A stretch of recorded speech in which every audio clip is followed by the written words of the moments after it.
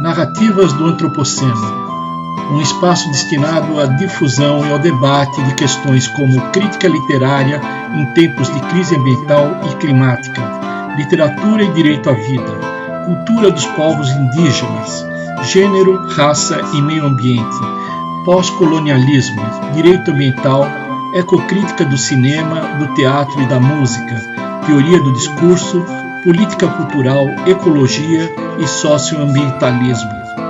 Narrativas do Antropoceno é produzido e apresentado por Guilherme Purvin, especialmente para o podcast da revista PUB Diálogos Interdisciplinares.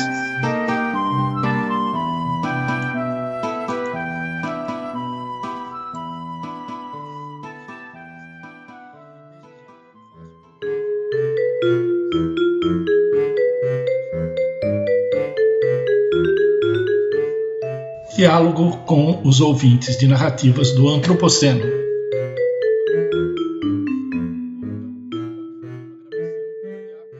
Antes de começar nosso episódio número 20 de Narrativas do Antropoceno, eu quero ler algumas mensagens de ouvintes do nosso podcast e desde já eu faço convite para que vocês que estão acompanhando o nosso trabalho enviem seus recados, sugestões, mensagens de forma gravada. Pode ser via Telegram, o endereço é @narrativas do Antropoceno, ou então você pode fazer uma gravação e enviar para o meu e-mail, gpurvin@gmail.com.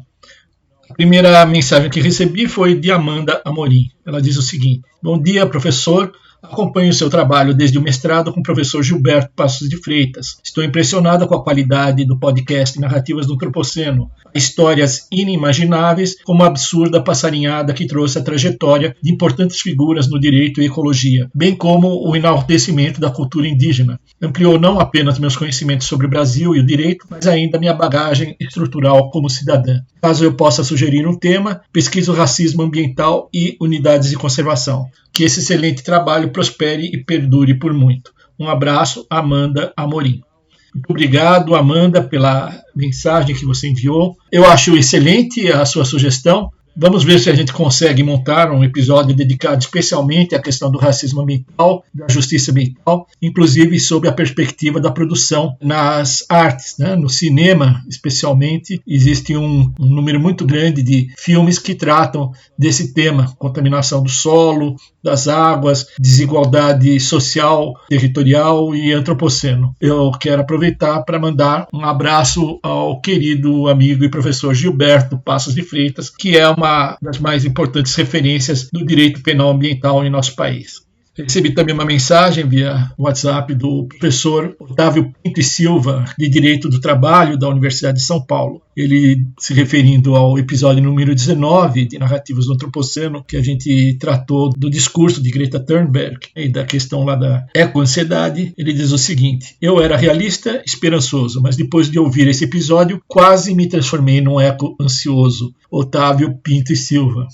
Otávio, eu fico feliz que você apenas tenha ficado quase eco-ansioso. Acho que a ideia de conciliar realismo com esperança, não de uma forma passiva, mas por meio da ação política coletiva, é a única alternativa que a gente tem para evitar o colapso ambiental, político, social no nosso planeta. Eu queria, inclusive, sugerir que a gente faça um dia um debate, né, com a sua participação sobre essa questão, sobre a perspectiva também social das relações de trabalho, sobre possibilidades que a gente ainda tem de lutar pela reversão desse cenário de barbárie, né, imposta pela economia capitalista e pela loucura das potências mundiais na corrida nuclear.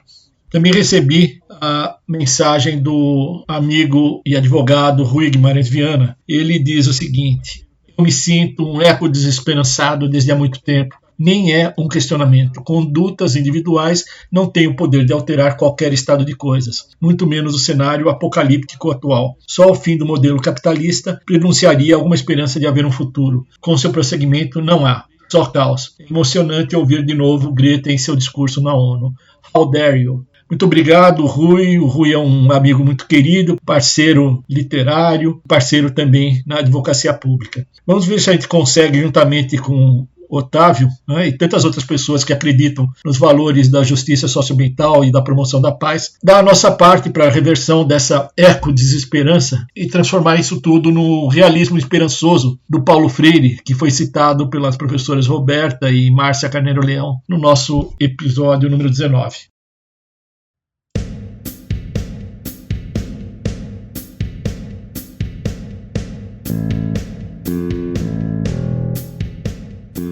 O episódio 20 de Narrativas do Antropoceno resgata a palestra ministrada neste ano pelo escritor Márcio de Souza por ocasião do 25º Congresso do Instituto Brasileiro de Advocacia Pública e dos 4º Diálogos Interdisciplinares da revista PUB, que neste ano de 2021 foram dedicados ao filósofo Alaor Café Alves e ao Márcio de Souza. Márcio é autor de uma vasta obra que inclui os consagrados romances Galvez, Imperador do Acre, Média Maria, A Ordem do Dia e Operação Silêncio, além da tetralogia Crônicas do Grão-Pará e Rio Negro, da qual já foram publicados os 3 primeiros volumes, Lealdade, Desordem e Revolta, estando previsto o lançamento no início de 2022 do último volume, Derrota. Ele também é dramaturgo e ensaísta, tendo publicado O Palco Verde, A Expressão Amazonense, Teatro Indígena do Amazonas e Amazônia Indígena, dentre outros. Márcio de Souza esteve presente nos primeiros diálogos interdisciplinares da revista PUB em 2019, evento que foi realizado nas dependências do Centro Cultural Maria Antônia, da USP, e que teve como homenageado o escritor Inácio de Loyola Brandão. Márcio, Inácio de Loyola e também a escritora Maria José Silveira, que será focalizada na segunda parte deste episódio, são autores de uma geração que teve uma intensa preocupação com questões sociais e ambientais. O escritor Márcio de Souza não cai na tentação fácil de retratar o pitoresco. É ilustrativa a determinada passagem de Galvez, Imperador do Acre, na qual o protagonista diz o seguinte: "Estou prisioneiro de uma paisagem. A praia era a terra de ninguém. E comecei a pensar no desafio que aquela paisagem devia representar para a literatura. Ora, vejam como eu era civilizado. Eu estava abandonado na selva e pensava em problemas literários, problemas que, por sinal, ainda não consegui superar. Sei apenas que a preocupação com a natureza elimina a personagem humana, e a paisagem amazônica é tão complicada em seus detalhes que logo somos induzidos a vitimá-la com alguns adjetivos sonoros, abatendo o real em sua grandeza." Na palestra de encerramento, que concedeu no dia 13 de agosto deste ano, Márcio de Souza falou sobre este momento dramático da história do Brasil, e em particular da Amazônia, dos crimes cometidos contra o povo em Manaus durante a pandemia, dos atentados continuados contra os povos indígenas, da grilagem e da violência na floresta por parte de pessoas que, em lugar de serem punidas, são protegidas escancaradamente pelo atual governo federal. Na segunda parte do podcast, eu faço uma breve resenha do romance Maria Altamira, lançado recentemente pela escritora Maria José Silveira, que, por sinal, foi cofundadora com Márcio da editora Marco Zero. E na terceira e última parte de nosso 20º episódio de Narrativas do Antropoceno, nós vamos debater 2 projetos de lei que, de certa forma, institucionalizam a grilagem de terras públicas e prejudicam a defesa do meio ambiente e das populações tradicionais, na mesma linha das denúncias apresentadas por Márcio de Souza em sua palestra. Esse debate conta com a participação da Subprocuradora-Geral da República, Sandra Quirô.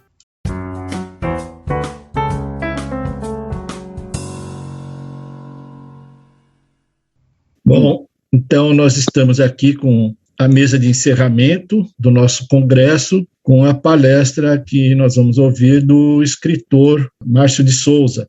O Márcio já nos deu a honra, há 4 anos, de participar de um congresso do IBAP que foi realizado lá no Centro Maria Antônia, antiga Faculdade de Filosofia, Ciências e Letras da USP, a FCL, que era antigamente a antiga FEFELESH. E foi muito bom, foi muito bom o encontro, foi muito bacana. Foram os primeiros diálogos interdisciplinares, e na ocasião homenageado foi o escritor Inácio de Loyola Brandão. e tivemos a participação do Márcio, do Inácio de Loyola no encerramento, também do João Silvério Trevisan, Manuel Herzog, e de professores de literatura, de letras e de direito, que são basicamente os integrantes do Instituto Brasileiro de Advocacia Pública.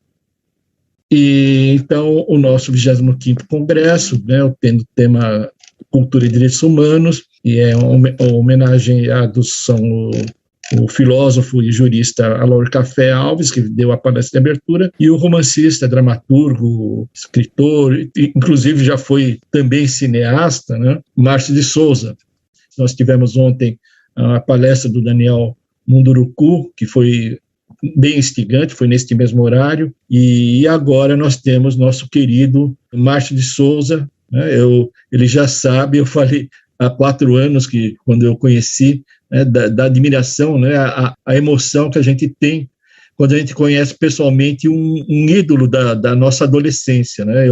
Quando eu tinha 17, 18 anos, eu lia a revista Escrita, que era do Vladimir Nader, e a Ficções, que era um caderninho que vendia em banca de jornal, e foi a partir da revista Escrita que eu conheci, e depois né, a literatura do Márcio, o Galvez, Imperador do Acre, e depois o Folhetim, que era um jornal, era um suplemento da Folha de São Paulo, que publicava o que depois veio sair em livro, A Irresistível Ascensão, do Boto Tokushi. E, enfim, é um ícone. O Márcio, eu considero hoje, pessoalmente, eu considero o maior escritor do país, o maior escritor vivo do país, e é uma pessoa extremamente generosa e coerente politicamente e ao longo de toda a sua vida, e ele aceitou aqui dar a nossa palestra de encerramento e ser o nosso homenageado. Então, eu passo a palavra ao Márcio para a sua palestra. Então, está com a palavra, Márcio, por favor. Bom, primeiro quero agradecer ao Porvim e dizer da minha alegria e a honra também de hoje estar conversando com esse grupo de advogados, de juristas, de intelectuais, e também dizer que naquele momento em que participamos do encontro na Maria Antônia, além da emoção de retornar à minha faculdade e ver ela restaurada, salva do incêndio, né? E também reencontrar amigos, reencontrar não só amigo, mas meu irmão Inácio Loyola Brandão, que é um dos grandes escritores brasileiros, né? O João Silvério Trevisan, né? E tantos outros que convivemos naquele momento.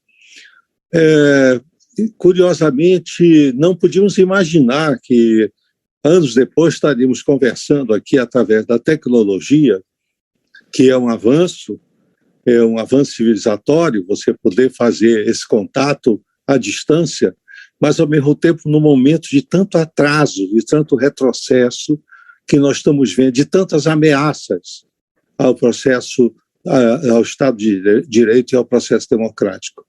Mas o Brasil já está calejado, eu não vou usar aquela palavra de ordem dos anarquistas espanhóis de não passarão, porque isso acaba passando mesmo, mas eu tenho certeza que eles não serão vitoriosos. Mas as consequências são evidentes desses 2 anos de loucura, né, de desarranjo da estrutura de Estado, especialmente da agressão aos povos originários, aos índios, né? A ascensão do racismo e a construção de um discurso que tenta explicar e tornar natural as brutalidades que nós assistimos diariamente. Parece que esse segmento da sociedade brasileira, do retrocesso, odeia a cultura. A primeira coisa que eles fazem, como fizeram no governo Collor, é a destruição do aparato cultural, da estrutura cultural do país. conseguimos reconstruir esse aparato cultural ao longo do governo do presidente Itamar Franco, do presidente Fernando Henrique Cardoso e especialmente do presidente Lula. Não tínhamos ainda uma estrutura que conseguisse dar o recado da imensidão e da força criativa do povo brasileiro. Mas já era uma estrutura que chegava em todos os pontos do país. E, infelizmente, hoje, nós vemos essa estrutura ou totalmente destruída ou em frangalhos, e vemos pela frente um enorme trabalho de reconstrução e de avanço da cultura. O povo brasileiro, os políticos, os progressistas já estão se preparando para que, no momento do retorno da democracia efetiva ao nosso país, fazermos esse trabalho de restauro, de reconstrução, ainda mais democrático do que se tentou fazer, ainda mais enraizado no território brasileiro do que se tentou fazer nesse período que eu citei anteriormente. E hoje eu gostaria de abordar dois aspectos. Um aspecto cultural referente à Amazônia, porque entre as regiões mais brutalizadas, e já isso agudizado com esse regime atual, com esse governo, esse desgoverno absurdo, não é? Tem sido a região norte. Mas isso já vem acontecendo há um certo tempo. O estado do Amazonas, como ele é um arquipélago, ele não tem terras contínuas como o Pará, infelizmente, ou como Rondônia, ou como Acre. Ele demorou um pouco para sofrer um avanço desses grileiros, desses aventureiros de origem sulista, especialmente paranaense. E começa, há uns 20 anos atrás, a invasão do estado do Amazonas, já que o Pará praticamente foi retalhado e desmembrado completamente. O sul do Pará praticamente não é mais uma região amazônica, é uma savana ou deserto. O sul do Amazonas começou a ser invadido por grileiros que estavam no município de Aripuanã, no Mato Grosso, e invadiram o município de Novo Aripuanã, que fica na fronteira com o estado de Mato Grosso. Eles penetraram por suas motosserras, mas não só isso, grilando as terras tradicionais. Ali nós tínhamos lavradores antigos, ribeirinhos, que nunca se preocuparam em registrar suas terras. Eles são descendentes dos povos tradicionais, onde a propriedade privada não é prioridade, não é? E esses invasores começaram a promover atrocidades ali, assassinatos, ocupação de terras, e o governo do estado do Amazonas, na época era hoje senador, na época era o governador Eduardo Braga, ele mandou a polícia militar do estado do Amazonas intervir, fazer uma intervenção militar nessa região do sul. E fizeram várias prisões desses grileiros, desses invasores, desses criminosos, e foram trazidos para a capital, onde sofreram processos criminais e prisão.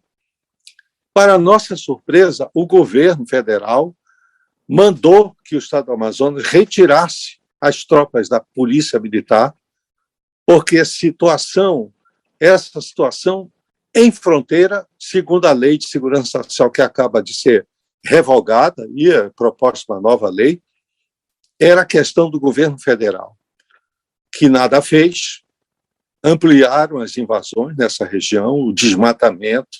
Algumas ONGs tentaram fazer uma presença lá, mas as ONGs também não têm uma visão lá muito clara do que devem fazer nesses casos, além de denunciar o que estava acontecendo. Só que isso foi apenas para nós que denunciamos, que fizemos movimento, pressão, acabou se tornando uma norma hoje no governo Bolsonaro. Hoje o Estado, a Amazônia, ela teve um ministro do meio ambiente que não gostava de ver floresta. Mas eu não estou aqui defendendo a floresta, nem denunciando o que nós vimos e estamos ainda assistindo, para defender de uma forma irracional a floresta. Acontece que o que está acontecendo hoje aqui na Amazônia, além da agressão aos povos originários, como ocorreu ainda recentemente, de um grupo de garimpeiros vindos do sul do Brasil, em aviões fretados, não é, em Roraima, que agrediram a fogo de metralhadora algumas aldeias Yanomami, justamente naquela região de Raposa Serra do Sol, já contestada há muito tempo por esses grileiros, e da tentativa da posse da expulsão dessas etnias lá, que foi barrada pelo Supremo Tribunal Federal. Eu me lembro que esse general Heleno, ele era comandante militar da Amazônia e ele era a favor dos arrozeiros, que era dirigido por um ex-torturador do Paraná. Tanto que aqui, no movimento de defesa da Amazônia, o general Heleno foi apelidado de Heleno de Troia, porque ele dizia que os índios estavam ali querendo entregar os territórios brasileiros para as ONGs e para os estrangeiros, quando, na verdade, as fronteiras hoje elas são mais guardadas pelos índios, pelas populações originárias, porque a maioria delas, especialmente na Tríplice Fronteira, elas mantêm rádios que denunciam qualquer tentativa de invasão de madeireiros ilegais nas fronteiras para as autoridades, que têm, de certa maneira, fazendo imediata intervenção, como tem acontecido nessa Tríplice Fronteira. Bom, então essa é uma situação estapafúrdia aqui para nós, porque ela já vem de muito tempo. É um tratamento, parece que é herança dos bandeirantes e herança da administração imperial que se mantém. Porque no governo da presidente Dilma Rousseff, ela criou aqui em Manaus, fundou um centro de tecnologia da biodiversidade amazônica. Foi uma grande festa, uma grande esperança aqui. Tem um prédio moderníssimo e dentro deste prédio os equipamentos mais avançados da tecnologia disponível naquele momento para que os cientistas pudessem fazer um levantamento realmente feito nacional das riquezas que estão escondidas pela floresta amazônica. Infelizmente, vários órgãos federais se degladiaram para tomar conta desse prédio, dessa instituição, e ela está fechada até hoje. Tem impressão até que no dia que abrir as portas, aquele equipamento já terá sido devorado pela nossa biodiversidade. Não é? Isso é muito grave, porque eu vou citar 2 exemplos de contribuição da Amazônia e das etnias dos povos originários para a medicina, para a indústria de remédios do mundo, para a indústria médica. Primeiro, até o final do século XIX, início do século XX, não existia anestesia. Para fazer algumas cirurgias, ou você dava uma porretada na cabeça do freguês, ou dava um porre. E aí procedia a amputação. Isso foi recorrente durante a Guerra da Secessão nos Estados Unidos e durante a Primeira Guerra Mundial, em que a grande panaceia era hipoclorina. Não é? Então, um cientista americano descobriu o curare, que é um veneno utilizado pelos índios para não matar a caça, mas fazer com que o animal caísse, e então ele era caçado e depois era usado como comida pelas etnias. Era muito comum o curare. O curare foi trabalhado pelos cientistas, especialmente americanos e europeus, e do curare se desenvolveram os anestésicos que são disponíveis hoje pela medicina. Anos depois, um etnobotânico norte-americano pesquisava na floresta tropical úmida da Costa do Marfim. E é uma versão africana da floresta tropical amazônica. Porque quando os dois continentes se separaram, essa floresta ficou lá, tropical, na África, e a outra parte veio para a América do Sul.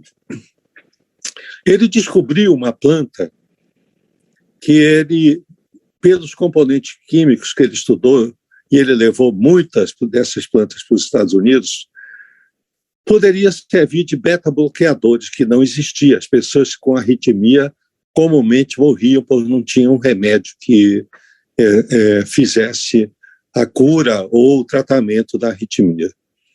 Bom, ele levou esse material para os Estados Unidos e aí depois de examinar e de preparar, não deu certo.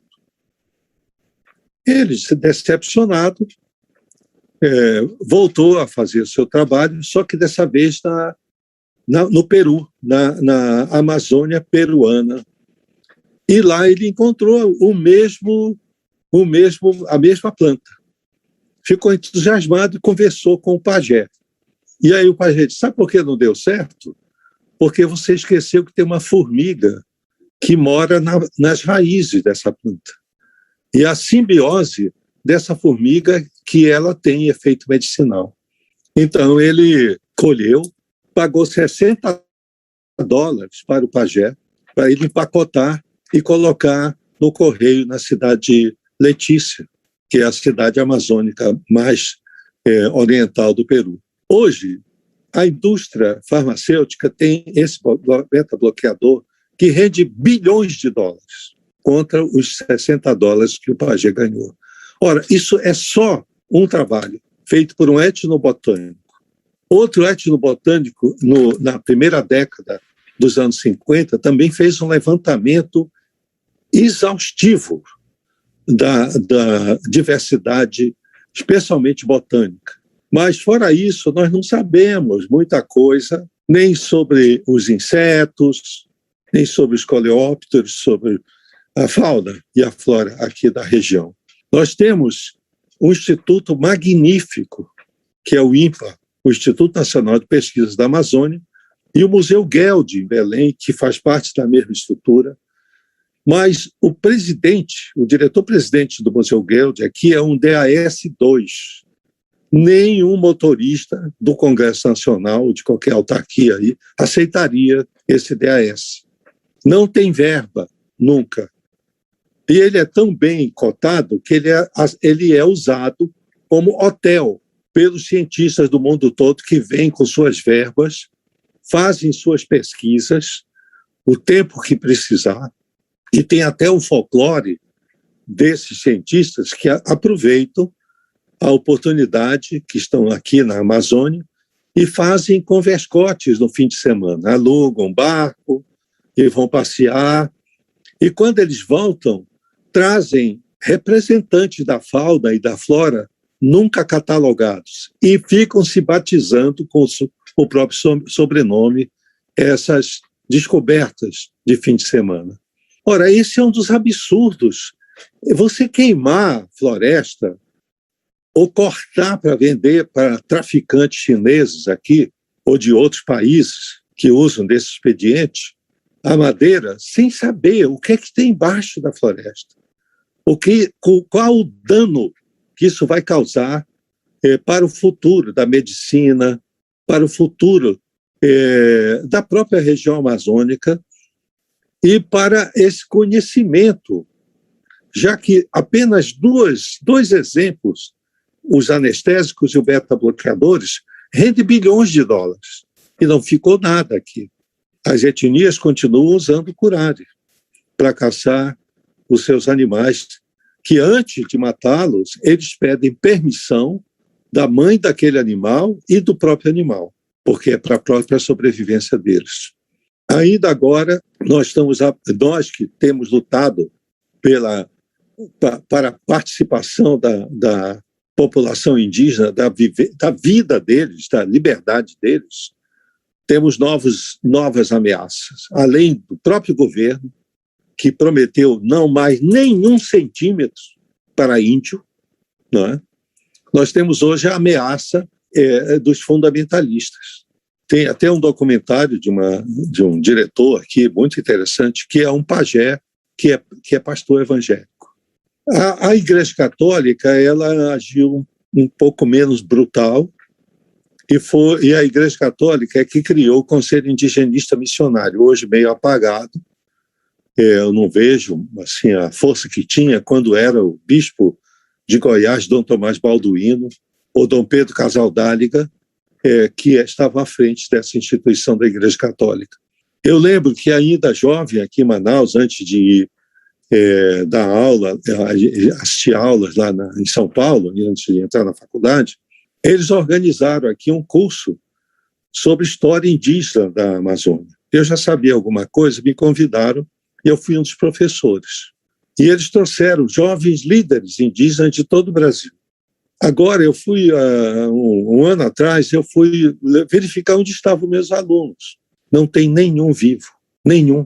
Foram assassinados todos aqueles jovens por tentarem reivindicar e lutar pelos seus direitos. Essa é a Amazônia. Essa é a Amazônia em que o Ricardo Salles, aquele monstro, aquele Dorian Gray, ele deve ter uma tela monstruosa para se manter com aquela cara de Zé Bonitinho, né? Ele não podia ver pau em pé. Ele destruiu toda a estrutura mínimo que existia aqui. Muito bem, isso eu estou falando e peço desculpa não ter tocado ainda em nenhum momento sobre literatura. Mas nesse momento é isso que está fazendo doer o nosso coração, né? Além do mais, todos nós assistimos o que foi feito com a cidade de Manaus e com o povo de Manaus. Um grupo de adeptos do Dr. Mengele vieram para cá e fizeram de cobaia o povo de Manaus. Mataram asfixiado o povo de Manaus. Obrigaram a ter enterros coletivos aqui. As famílias não tiveram acesso para plantear, para fazer o velório, como é a tradição aqui nossa, no Brasil. Não foi possível fazer isso. É uma doença brutal. Eu mesmo estive internado por várias semanas, pulei uma fogueira. Aliás, na verdade, foi um vulcão. E vi muita gente ir embora. Vários amigos meus, queridos, se foram nesse período em que faltou e continua faltando vacina. O Estado do Amazonas reagiu, as autoridades aqui, e até, de certo modo, a questão da vacinação está bastante adiantada aqui no Estado do Amazonas. Mas nós jamais perdoaremos e queremos ver os responsáveis pagar pelo crime que cometeram aqui. Esse grupo de médicos que vieram para cá, charlatãos, aplicar um processo de curandeirismo metido a científico, não é? Que vieram para cá. Mas o Brasil e o povo brasileiro, ele já passou por problemas tão graves quanto os atuais, e nós vamos sobreviver, e nós vamos vencer, e nós vamos ver a justiça será feita a esses criminosos que pensam que sairão impunes. O que me dá esperança é ver instituições como essa, e que hoje estão me homenageando, que são advogados do bem, que são advogados que lutam por melhores condições do Brasil, para fazer a justiça brasileira se tornar mais democrática e, ao mesmo tempo, fazer com que o Estado de Direito não seja assassinado ou asfixiado por esses interesses discursos desse aluvião de nazifascismo que tenta arreganhar os dentes aqui no nosso país. Ao mesmo tempo, é um refrigério e uma esperança ver esse grupo de advogados, alguns que eu conheci, tive a honra de privar naquela semana no prédio da Maria Antônia, da minha querida faculdade. E agradecer aqui ao meu amigo Povim por ter permitido voltar a falar com todos vocês. Era o que eu tinha a dizer aqui, desculpe se eu me estendi demais, e agradecer e dizer o meu muito obrigado e que estamos na luta. Não desistimos, não vamos desistir, somos teimosos e continuamos lutando por um Brasil que nós sonhamos e que, de certo modo, temos à vista esse Brasil no horizonte. Boa noite, saudações amazônicas e muito obrigado. Parabéns, muito obrigado, muito emocionante sua fala. Sua palestra lava a alma da gente e é um desfecho maravilhoso para o nosso congresso, que, na verdade, teve ao longo desses 3 dias exatamente esse tom de resignação contra esses desmandos, de defesa da cultura e dos direitos humanos.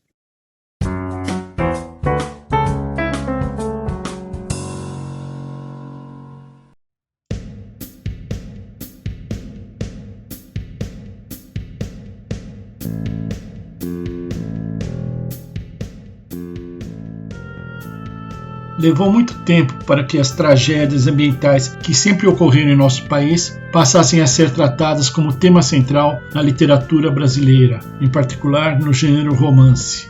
Em 2020, a goiana Maria José Silveira, formada em comunicação pela UNB e em antropologia pela Universidade Maior de São Marcos, Lima, Peru, lançou o romance Maria Altamira.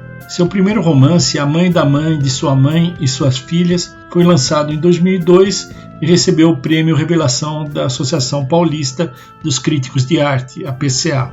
Naquele mesmo ano, Maria José lançou seu segundo romance, Eleanor Marx, Filha de Cal.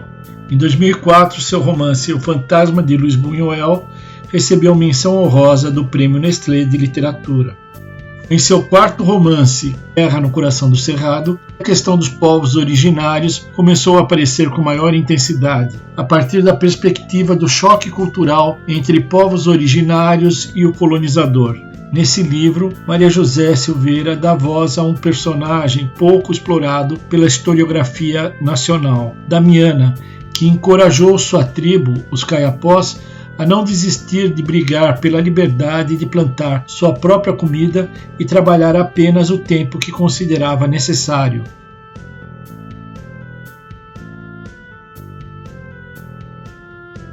A temática indígena ressurgiria no romance Com Esse Ódio e Esse Amor, de 2010, que recebeu de Inácio de Loyola Brandão o seguinte comentário: trata-se de literatura brasileira penetrando nos meandros do continente americano. Neste quinto romance, Maria José Silveira contava a história de uma engenheira brasileira que vai trabalhar na construção de uma ponte na Colômbia e lá é sequestrada pelas Farc.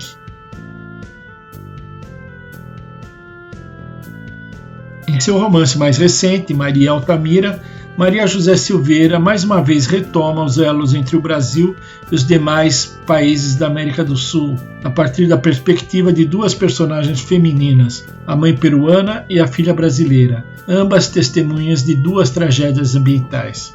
A tragédia mais antiga teve origem natural, a avalanche provocada por um terremoto ocorrido em 1970 e que provocou o soterramento da cidade de Yungay, no Peru. A segunda tragédia foi a construção da usina hidroelétrica de Belo Monte. Destruiu a vida cultural das comunidades ribeirinhas e dos indígenas do rio Xingu. O elo entre as duas tragédias é intergeracional. Uma das sobreviventes de Yungay é Aleli, que perdeu ainda jovem toda a sua família por causa da avalanche, incluindo seus pais e sua filha. Em razão disso, Aleli passa a ter uma vida errante pelo continente sul-americano, transitando da Bolívia para o Chile, Argentina e Paraguai, até chegar ao Brasil, onde acaba conhecendo Manuel Juruna, da aldeia Paquissamba, na Volta Grande do Xingu, no Pará. Do romance entre a peruana Aleli e o indígena Manuel, nasce a segunda personagem feminina, Maria Altamira, que dá o título ao romance.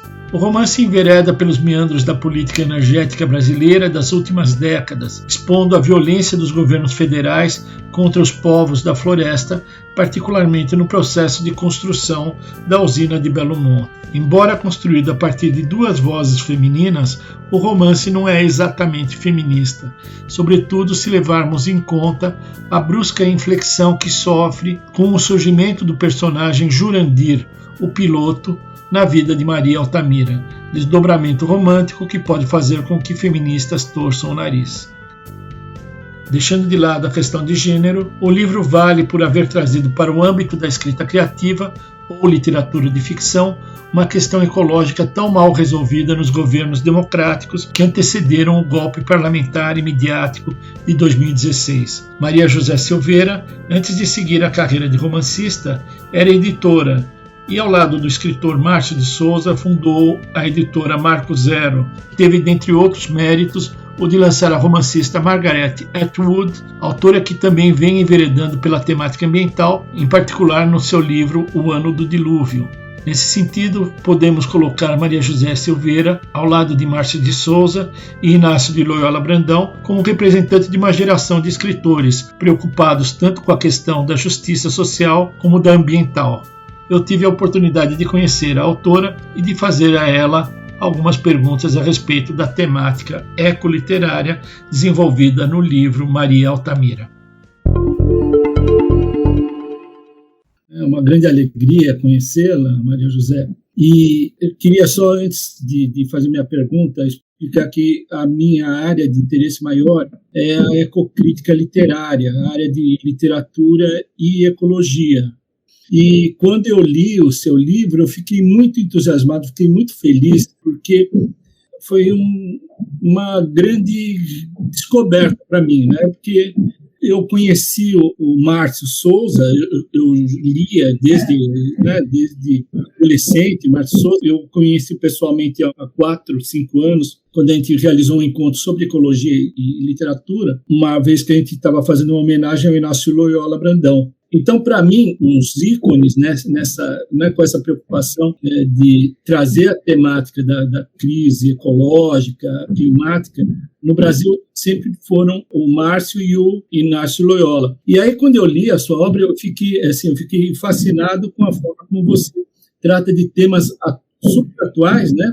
Inclusive no Maria Altamira também se faz a citação também dos desastres de Mariana, né? Então, a pergunta que eu queria fazer era justamente pela sua trajetória histórica, você trabalhou com o Márcio, eu queria saber se a sua preocupação com questões ambientais e povos indígenas já vem daquela época, porque o Márcio a gente sabe que ele sempre teve essa preocupação, né, desde do Galvez e Meg Maria, né? E também queria saber se você tenciona levar em outras obras suas essa perspectiva, porque também eu li que você é uma grande admiradora da Margaret Atwood, que também tem essa preocupação. Então, minha pergunta é mais nesse sentido. Obrigado. Obrigada a você, Guilherme. Muito boa pergunta. Olha, na verdade, eu sou antropóloga, né? Então, eu fiz um curso de antropologia no Peru. E eu não trabalhei exatamente com indígenas. Quer dizer, trabalhei com indígena no Peru, fiz uma pesquisa, mas tem um indígena camponês. Tem um indígena dos Andes, os indígenas peruanos, são os quechuas, que são camponeses. Não são indígenas como os nossos, né? Bem diferente. Mas, de qualquer maneira, no Peru também estivemos numa aldeia indígena, uma vez, uma pesquisa também. Então, esse interesse já existia antes da editora. E, claro, o Márcio Souza, ele depois da editora, as discussões todas que nós tínhamos sempre, né? Claro que havia uma afinidade muito grande entre nós três sobre os temas que nos entusiasmavam, né? E que nos interessavam. Então, tem realmente, acho que a editora... havia vamos dizer, uma conversa incessante entre Márcio, Felipe e eu, sobre as questões todas, né? que durou os 18 anos da editora. E dura ainda, a gente sempre está em contato, sempre tem, porque depois ele foi morar em Manaus, né? Mas nós sempre estamos em contato, e isso é uma coisa que acho que vai ficar para a vida toda, né? Essa amizade nossa. Porque há muita afinidade nessa amizade. E a Margaret Atwood também foi uma influência enorme, que veio também da editora. Porque nós fomos, a editora Marco Zero foi a primeira editora a publicar Marco Zero, não só no Brasil, publicamos no Brasil, mas nós fomos os primeiros a traduzir a Margaret para outra língua que não inglês. Ela já tinha publicado muito desses países de língua inglesa, né? Mas fora dessa língua não tinha ainda. Então, nós fomos os primeiros aqui, uma editora pequenininha, quando era Marco Zero, e ela fez questão depois de continuar conosco, depois também, quando nós publicamos a Margaret, ela ainda não tinha esse sucesso todo que ela tem hoje. E também não vendia muito aqui no Brasil. Mas a gente insistiu muito em continuar publicando a Margaret, e ela teve, assim, vamos dizer, a delicadeza, a gentileza, de não aceitar outra editora no Brasil enquanto a Marco Zero existiu. Porque aí, como ela já estava famosa, ela poderia passar por uma editora grande, sem dúvida. Mas nós continuamos editando a Margaret até terminar a editora. Bom, então, essas influências, elas existem. Foi bom você ter tocado nisso, eu acho interessante você ter percebido isso. E agora, realmente, o livro que eu estou escrevendo agora, ele vai tratar está tratando de uma questão muitíssimo importante. Você certamente vai concordar comigo. É a questão da água. Então, é um livro que se passa no Cerrado, porque o Cerrado é uma fonte, né? É o berço das águas de 3 bacias importantíssimas do Brasil. E o Cerrado ali é realmente o berço das águas, porque as águas ali, elas são... É incrível o processo das árvores do Cerrado e como elas chegam aos aquíferos. E como isso está tudo ameaçado agora, né?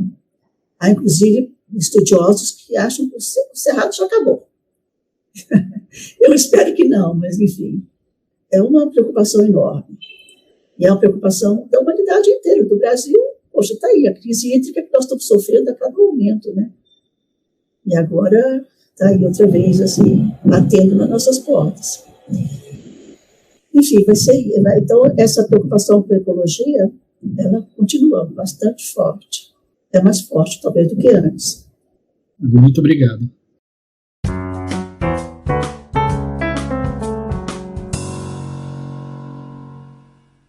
As comissões de Agricultura e de Meio Ambiente do Senado Federal debateram na terça-feira, dia 5 de outubro de 2021, projetos de regularização fundiária em audiência pública conjunta, projetos de lei 2633 de 2020 e 510 de 2021.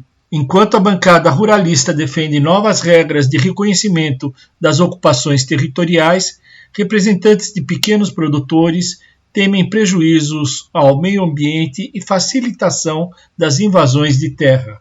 Uma das propostas em debate permite o aumento do tamanho das terras da União passíveis de regularização sem vistoria prévia, passando de 4 para 6 módulos fiscais.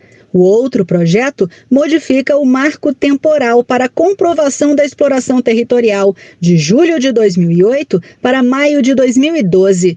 O relator, Carlos Fávaro, do PSD de Mato Grosso, explica que as novas regras não vão favorecer grileiros ou precarizar o meio ambiente. Se a legislação atual já fosse suficiente, nós não teríamos centenas de milhares de famílias à espera do título da sua propriedade para poder tocar sua vida com dignidade. Em hipótese alguma, nós vamos favorecer grileiros, precarizar o meio ambiente. O presidente da Comissão de Agricultura e Reforma Agrária, senador Assir Gurgás, do PDT de Rondônia, defende a atualização da legislação aliada à conservação da natureza. Além de ser importante atualizar, melhorar ou modernizar o atual marco legal da regularização fundiária, também é importante que façamos isso o mais rápido possível, justamente para que o efeito possa ser sentido de imediato na vida das pessoas, dos nossos agricultores e da economia brasileira, sem deixar de lado a conservação ambiental. Já o presidente da Comissão de Meio Ambiente, Jacques Wagner, do PT da Bahia, ressalta a necessidade de fortalecer o INCRA para cumprir a lei existente. A lei que nós temos já poderíamos, se houvesse celeridade, e aqui não estou apontando o dedo, que é preciso dar mais musculatura ao INCRA, a tecnologia que eles estão adotando agora seguramente facilitará, porque a gente já poderia regularizar pelos pequenos. São pessoas de 3, de 4 módulos. Para representantes da Comissão Pastoral da Terra, os 2 projetos prejudicam as comunidades tradicionais e os pequenos produtores, facilitando a legalização de invasões de terras públicas. Para a Procuradoria da República, o principal desafio é a fiscalização da ordenação territorial. Já a Confederação Nacional da Agricultura e a Frente Parlamentar da Agropecuária são favoráveis às novas regras de regularização, que, segundo elas, contribuem para a preservação ambiental. Da Rádio Senado, Raquel Teixeira.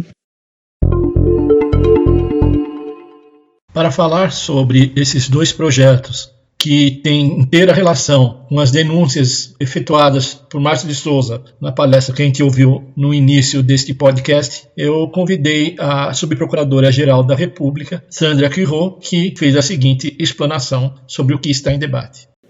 A polêmica relativamente a essa questão da regularização dos antigos problemas fundiários poderíamos talvez localizar num tempo mais próximo na medida provisória 910 de 2019. Segundo essa medida provisória, o objetivo seria modernizar e simplificar a legislação e apoiar principalmente os pequenos produtores, além de incentivar a preservação ambiental. Evidentemente, o objetivo não era esse, não era de maneira nenhuma. Ela foi recebida com muitas críticas, tanto de especialistas como de membros do Ministério Público, de entidades ligadas ao meio ambiente e, incrivelmente, até pelos representantes do agronegócio. E acabou que o prazo se esgotou sem que ela fosse convertida em lei. Logo a seguir, o deputado Zé Silva, que tinha sido relator da medida provisória na Câmara dos Deputados, apresentou o PL 2633-2020, que é um dos que foram discutidos na audiência pública a que estamos nos referindo.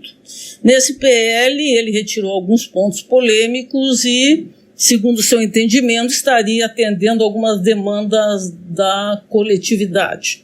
Ele obteve regime de urgência na Câmara dos Deputados para o projeto de lei. Ocorre que em fevereiro do ano seguinte, ou seja, de 2021, o senador Irajá apresentou o PL 510, e esse PL obteve o apoio tanto da Frente Parlamentar da Agropecuária como do MAPA. O MAPA já estava envolvido naquela medida provisória que não chegou a ser convertida em lei. Bom, o projeto de lei 510 de 2021 visa alterar as regras de regularização fundiária em áreas federais e principalmente a Lei Federal 11.952 de 2009. Ele é uma versão, com algumas alterações, do texto da medida provisória 910, que, como eu disse, não foi votada e perdeu a validade. Fazendo uma pequena retrospectiva, eu poderia dizer que a Lei 11.952, que também foi decorrente de conversão de medidas provisórias, criou o Terra Legal, dispondo sobre a regularização fundiária das ocupações incidentes nas terras da União. O parágrafo 1º do artigo 6º dizia que podiam ser regularizadas ocupações de áreas não superiores a 1.500 hectares. Mais tarde, em 2017, a Lei 13.465 aumentou esse limite para 2.500 hectares. Bom, então isso é, digamos assim, o pano de fundo do problema. Quais são os problemas desses 2 PLs que foram objeto da audiência pública de 5 de outubro passado. Ambos os PLs introduzem um parágrafo 2º no artigo 38 da já citada Lei 11.952 de 2009. Eu vou primeiro falar os problemas de ambos os projetos, dos dois projetos. Os dois projetos dispensam vistoria prévia.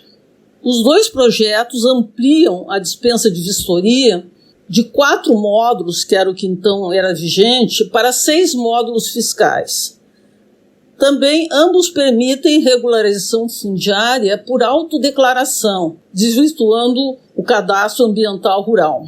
Ambos criam mudanças no marco temporal de ocupação, permitindo regularizar ocupações cada vez mais recentes. E, em ambos, isso é muito grave, o dano ambiental, que muitas vezes constitui crime, é um mecanismo de premiação do infrator. Ambos estimulam a ocupação de territórios de povos indígenas, de populações tradicionais, não há freios legais efetivos para isso, e ambos alteram a lei de licitações. Então, se esses projetos vierem a ser aprovados, será permitida a venda por licitação de áreas que não cumpram os requisitos legais para titulação com dispensa licitatória. Não há qualquer tipo de salvaguarda às florestas públicas, ou seja, nada as protege de serem alvo de venda e, o que é pior, quem vai fixar as regras de concorrência é um decreto presidencial, que será posteriormente editado. Nos casos em que não houve autuação ambiental, mas houve dano, ou pode ter havido, é permitido titular áreas desmatadas ilegalmente, sem exigir qualquer assinatura prévia de instrumento de regularização de passivo ambiental. O projeto, obviamente, pior dos dois é o 510, de 2021. Esse PL 510... ele incentiva a continuidade de ocupação de terra pública e desmatamento.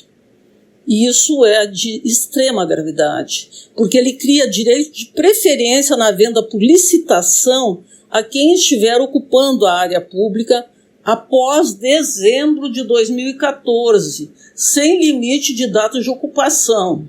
Vejam que o limite anterior era 2004, depois passou para 2008.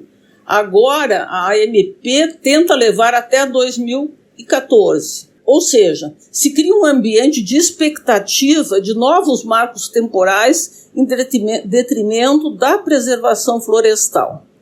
A regularização fundiária pode ser feita por declaração do próprio ocupante.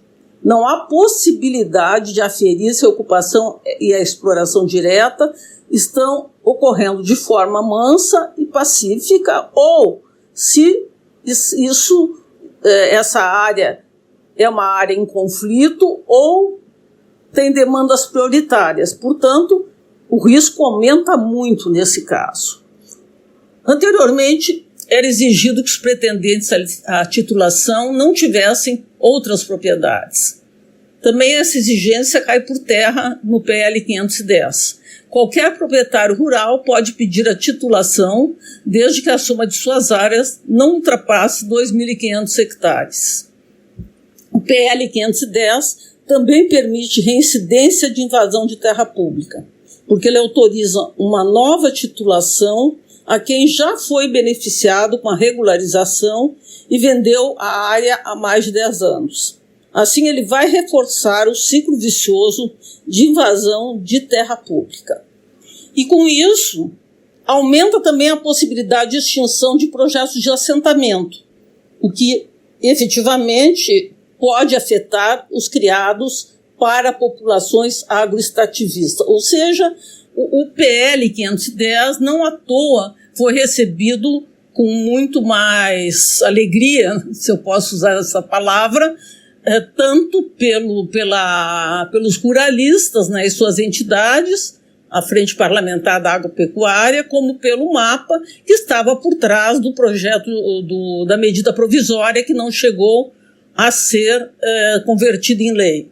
Não que o outro seja bom, o outro projeto de lei, o anterior, o 2633, também é ruim, mas o 510 é bem pior do que o 2633, indiscutivelmente. Narrativas do Antropoceno é um podcast criado, produzido e apresentado por Guilherme Turfin, especialmente para a revista PUB. Conheça o blog da revista PUB acessando www.revista-pub.org.